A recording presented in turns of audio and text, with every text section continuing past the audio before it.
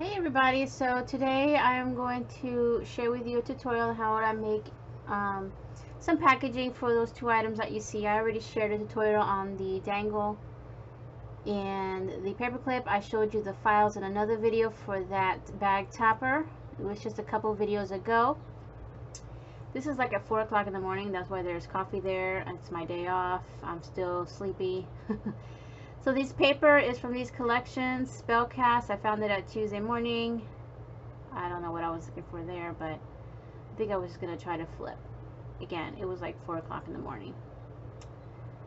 So that was the marble paper out of that. I don't think it really zooms very well to the number, but I found it at Tuesday morning. The other one is from Joann's from last year, from Miss Sparkle and Company. So we're going to use those two papers, and then they're going to get back together like you see there, but I do have to cut it down to fit these 4x6 bags that I think I also found that Tuesday morning or online. It's a finished 4x6, so once you fold the flap on top, it's 4x6. We're going to cut down the two papers down to, cheers, down to a little bit under 4x6, just to give enough room for the items that are going to go inside. So I really don't have exact measurements, I just kind of guesstimated less than 4x6. So I'm getting my little paper trimmer. That's what I'm doing off the side there. I get that paper trimmer at Walmart. It's from Fiskars. So I do my first cut there, and it's just shy of 6 inches. That's from a 6x6 pad. That doesn't include that top part with the hole in it. You can kind of see how much I took off. The other one, I'm going to cut it the long ways and then the short way. So we're going to cut less than 4 inches, and you kind of, I think I do like a quarter of an inch or something like that under, like the very first line before the 4-inch mark. And then I do the same thing to the first one.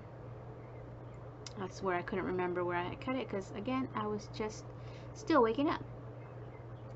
So it's a line under 4 inches, and then we're going to cut off that little extra on the orange one because I hadn't done it yet. So now they're both same size. I'm not going to stick them together yet because I am going to do something to it so that I can put the paper clip on there and so that I can hang my bow dangle. Alright, so right now I'm getting something. What am I getting? I don't know. Oh, adhesive. So I'm getting my glue runner, I think it's called. It's Crafter's Tape Permanent from AdTech. I usually find that also at Walmart, like a 4-pack. So right here I'm going to figure out where I'm going to be putting my clip and my dangle, and I'm going to make a cut with my blade for the clip, and then I'm also going to make like a tiny little hole with the blade for the dangle. And you'll see me also grab some wire. Right now I'm just kind of looking at how it's going to be, where do I want to place my items so that I'm not covering it up too much with the bag topper. So just, you know, checking out where it's going to go. So it's going to be a little set that could be used for anything, packaging, loaded bags, pockets, TNs. So right now I'm going to make a slit bigger than the paperclip width, and we're going to slide that in and see if it works, and it did. So that's where that's going to go. And then I'm going to put that dangle back to see where I'm going to make my tiny little hole.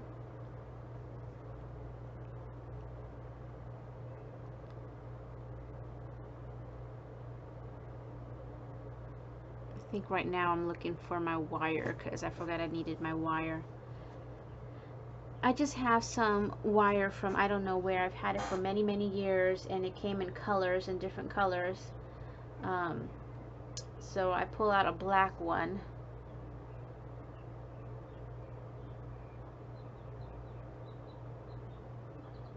I have no idea what gauge it is. I know it's wrapped in plastic. It's got like a plastic coating on there. You just need something to hold the little clasp of the dangle. So, and I'm just going to cut it with my Tim Holtz scissors. They cut that pretty fine. Just going to cut a piece long enough that I can fold over and then run through a hole that I still have to make, and then fold it back on the back. So you'll see what I'm going to do here. So I folded it over, just kind of a loop, not completely folded, and then I'm going to twist the open side around and just leave an open loop. It's kind of like when you buy stuff from the stores, like dangles, they have that little wire in there that holds dangles. Pretty much the same idea. So we're going to clip it. Did I make my hole yet? No, I haven't made the hole yet. I'm just going to clip it on. See, and then, I don't know, I guess I was testing it out. Make sure I didn't make my little loop too tight. So here I was trying to decide if I'm going to punch a hole, and then I ended up just using my blade because I just want a really tiny hole. So you don't see me in the screen doing anything yet.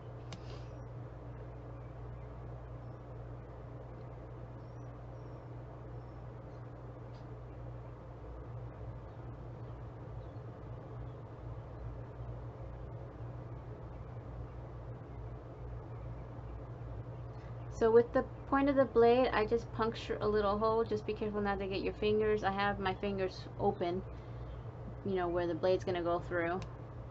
Then I'm going to slip that in with the loop on the outside. That's where it's going to hang. I'm going to fold the back part over.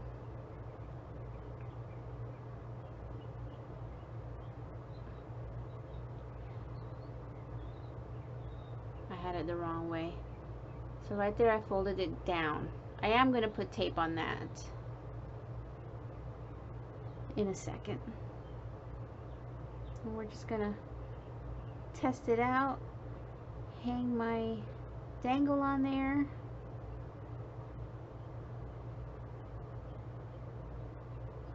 And I was thinking, should I put tape? Should I not put tape? I ended up putting a little bit of Scotch tape on the back, just to hold it in place so it doesn't move around. Like in shipping, it might get tossed around. So that'll stay down. Alright, so I'm going to put it down, face down, and then what I'm going to do is take the other one and I'm going to glue it on the opposite side where it's going to stick.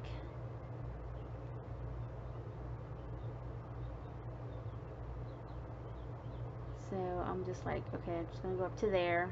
I didn't want to go over where the paper clip is, but I will add some later.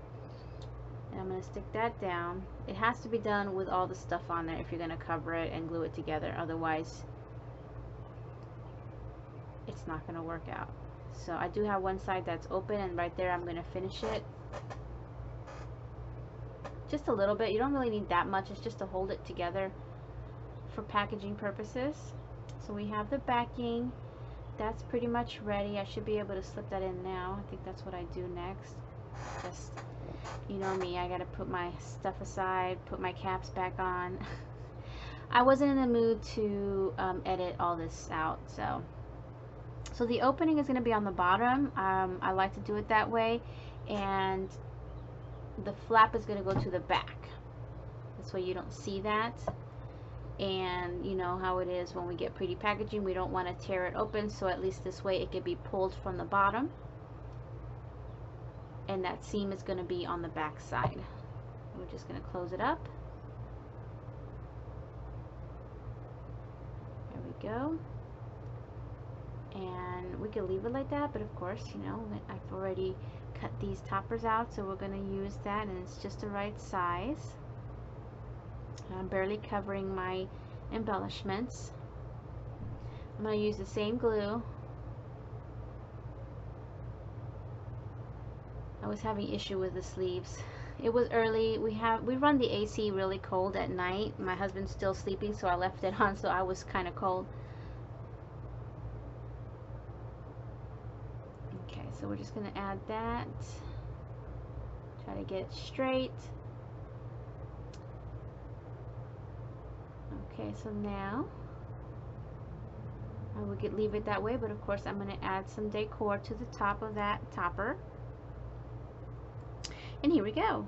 Grab some crepe paper, probably from Dollar Tree, I'm not sure.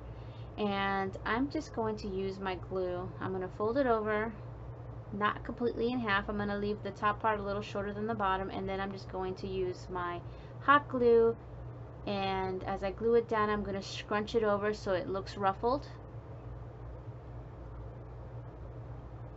See, I'm kind of folding it, but it's not folded in half. The top layer is shorter than the other, so it looks like 2 layers of crepe paper.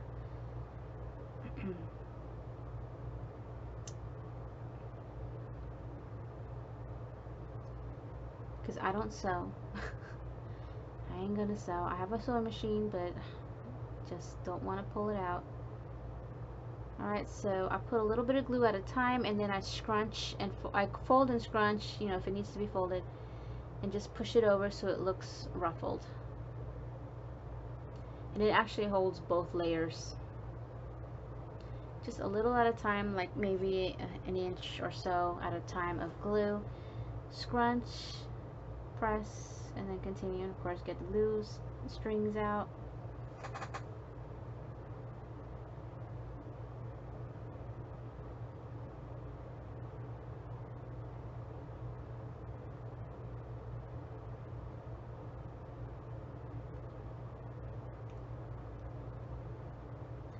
Scrunch, scrunch, scrunch. Yeah, you get the idea. So I'm just going to keep going. And then, I think I only do one more thing to it. Yeah, I only do one more thing to that after I'm done putting that trim.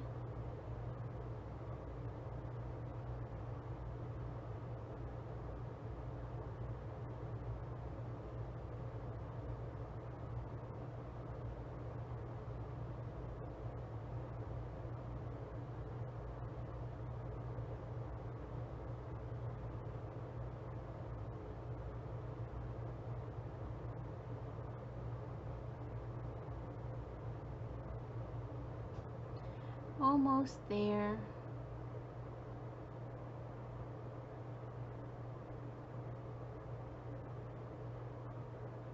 I am loving the black and orange look with a little bit of white. So I'm going to trim it off, and then I'm just going to add a little more glue to kind of fold in that last piece there.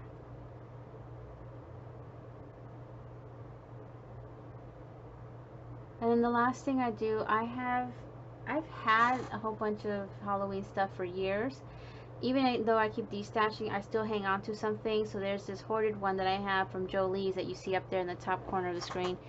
These I just bought. So I was thinking about them, but then I put it aside and I said, you know what, let me finish this one last sticker that's in here that I've had for years.